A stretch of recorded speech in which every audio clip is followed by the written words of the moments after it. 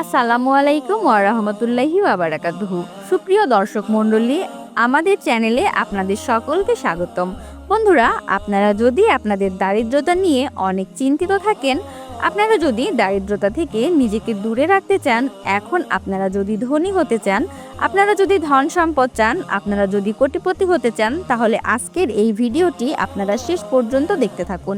কেননা আজকের এই ভিডিওটিতে আমরা আপনাদের জন্য 2 টাকার এমন একটি আমল নিয়ে হাজির হয়েছি, যে আমলটি আজকে আপনারা এই আমলটি 2 টাকার আমল করে নেন, তাহলে আজকে ইনশাআল্লাহ আপনাদের কাছে অনেক ধন সম্পদ চলে আসবে।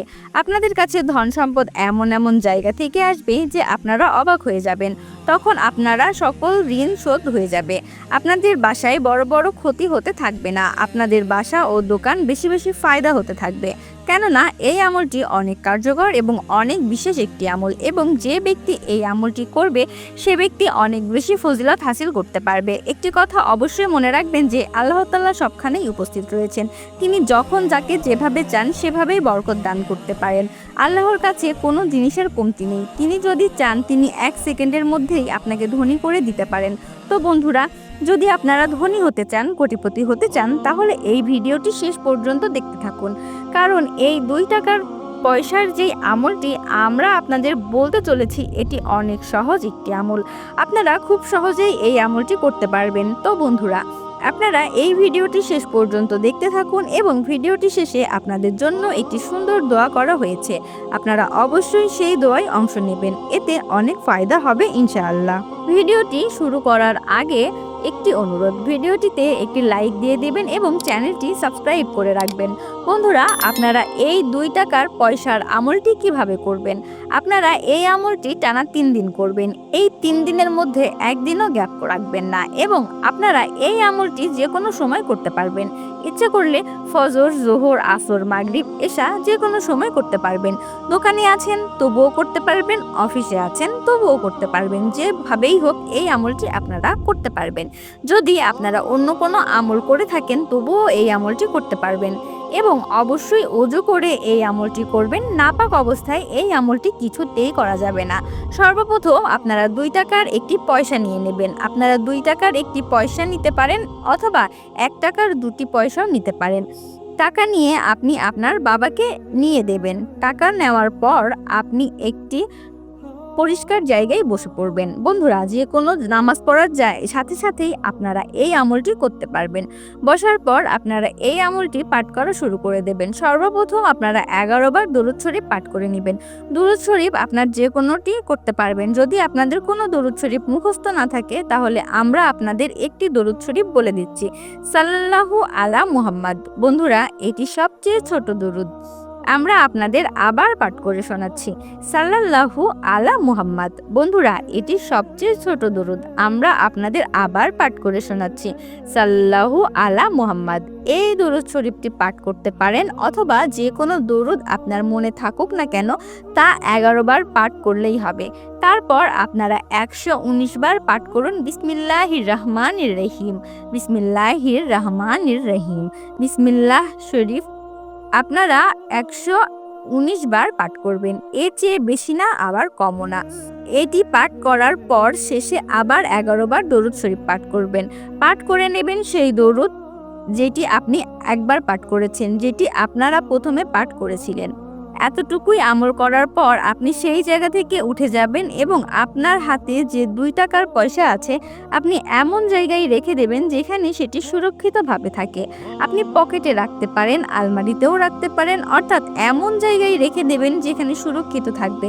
এরপর আপনারা কি করবেন? যখন দ্বিতীয় দিন আপনারা আমল করবেন, তখন আবার অন্য একটি 2 টাকার পয়সা নিয়ে নেবেন, এবং এই নিয়মে আবার আমল করবেন। 15 করার পর আপনারা সেই পয়সাটিও ওই জায়গাতেই রেখে দেবেন যেখানে আগের পয়সা রেখে দিয়েছিলেন। অর্থাৎ এখন আপনার মোট 4 টাকা রয়েছে।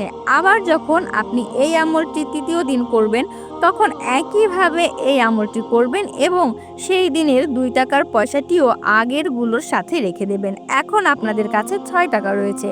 এরপর চতুর্থ অথবা ষষ্ঠ দিন আপনি এই কাজটি করবেন। আপনার এই 6 টাকা কোনো গরিবকে দিয়ে দিবেন, অর্থাৎ আপনি এই 6 টাকা সাদগা করে দেবেন। এই 6 টাকা কাঠগড়া আপনার আঙুল যেদিকে ছুবে ওই দিন থেকে শুরু করে আপনাদের 7 দিনের মধ্যেই আপনারা এই 6 টাকা সাদগা করে দিবেন।